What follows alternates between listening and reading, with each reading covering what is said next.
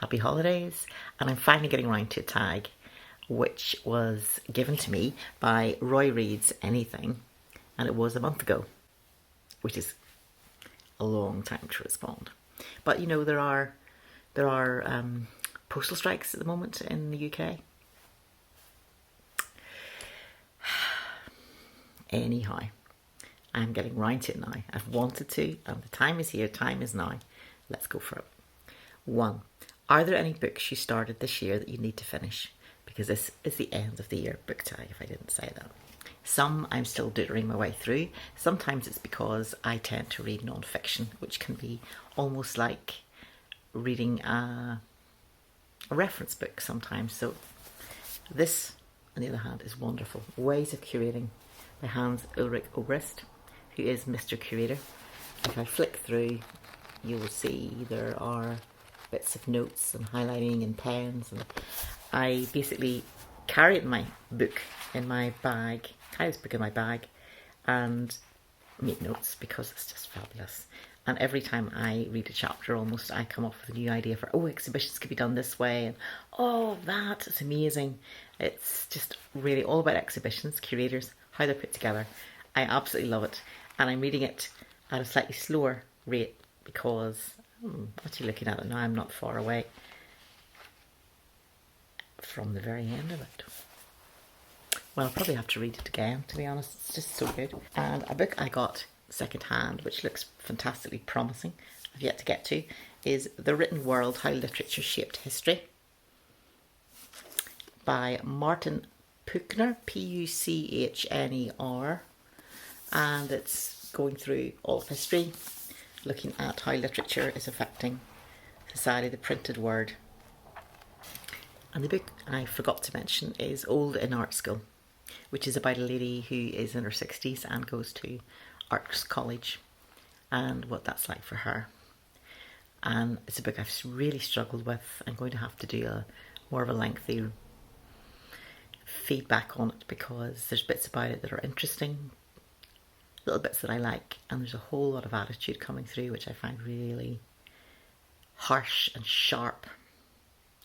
It's a lemony book, or a vinegary book is probably a better way to put it. Right, 2, an autumnal book to transition into autumn. No, I don't have a particular book or type of book. I'm just reading what I'm reading and adding to my list constantly of how many books I want to read.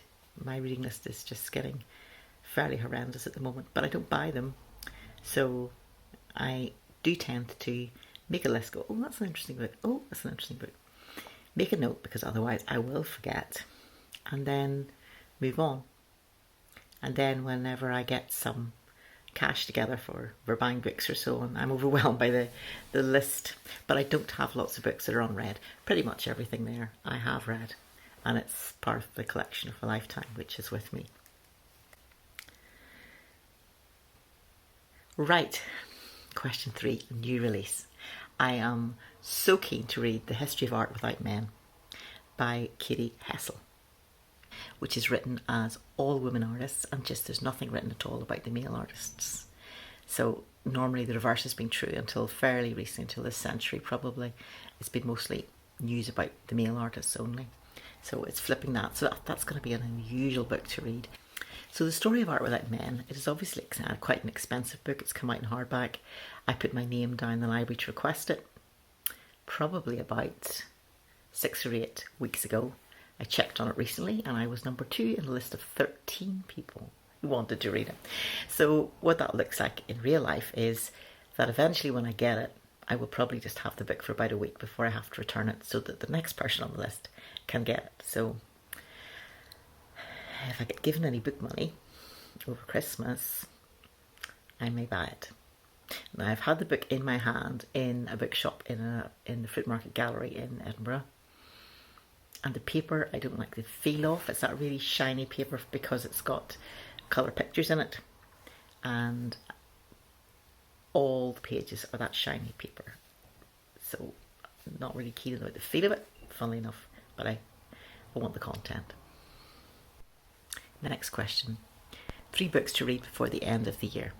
Well, I have left it so late that the end of the year is nearly upon us. Obviously, book number 1 would be The History of Art Without Men. This book is Waterstone's Book of the Year 2022, and therefore it's been getting great publicity. Katie is fantastic. She's a one-woman publicity machine. She has the podcast, and she also runs her own Instagrams, and I think she will be exploring this topic and building on it for years to come. She's still quite a young art graduate. Secondly, there's a Jerry Saltz book. He's just brought it out. He's a New York art critic, very short, punchy, to the point. And he was interviewed on Katie Hessel's podcast. Great women artists, funnily enough. But he has a great attitude towards women who are artists and women who are critics. And he's married to a lady critic, so that makes sense.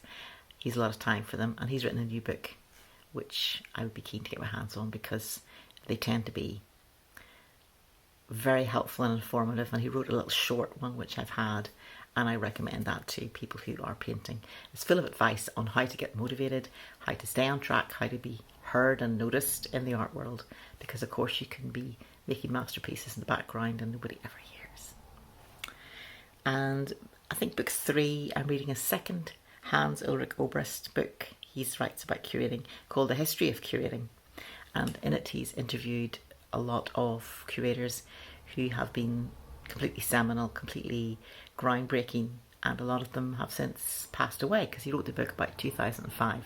So this is the chance to hear their voices and to follow up on the references and what do they say and mention. So I'm hoping to read those. Question 5. Is there a book that could become your favourite book of the year and overtake the other ones? So unlikely because I've left this so late, and I have to say probably not. Now, the ones I loved this year, I loved reading about Map and Lucia. I did a video. They were part of my, I think, top 5 light fiction novels, and I absolutely loved Gentlemen Prefer Blondes.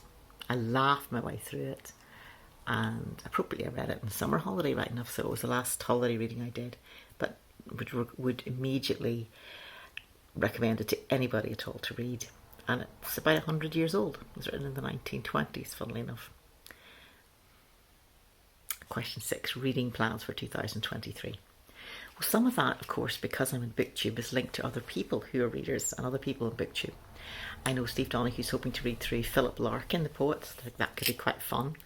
I've been having chats with Roy Reads Anything about maybe having a discussion about classic British humour. If that's your bag as well, leave us a note in the comments underneath this video. I had thought maybe 2023 was going to be my year for reading Virginia Woolf, but this year's starting to look a bit crowded, especially for study, so I don't think I'm going to be able to do her justice. But it could be the year I start gathering more and more of what she has written. I've just got one of her novels and also a shortened version of her diaries, which is a good place to start. But it's only a start. And I would really love to read her Common Reader columns where she reviewed books. I do want to read more humour. We all need that. And poetry. I do write poetry, and I'm a creative writing tutor, and I think I'm going to develop a little unit on writing poetry. So if that's your boat, I was going to say if that's your bag or if that floats your boat, but I put the two things together and made an empty phrase. But anyway, if you're interested in starting to write poetry, keep your ears tuned, and I'll certainly be letting you know if I'm doing a class.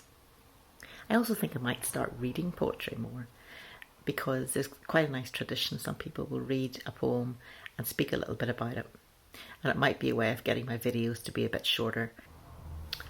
Next year I'll be completing my first year on Booktube, and actually I've just crossed over 200 subscribers, which is not vast in Booktube accounting terms, but I'm amazed by it. It's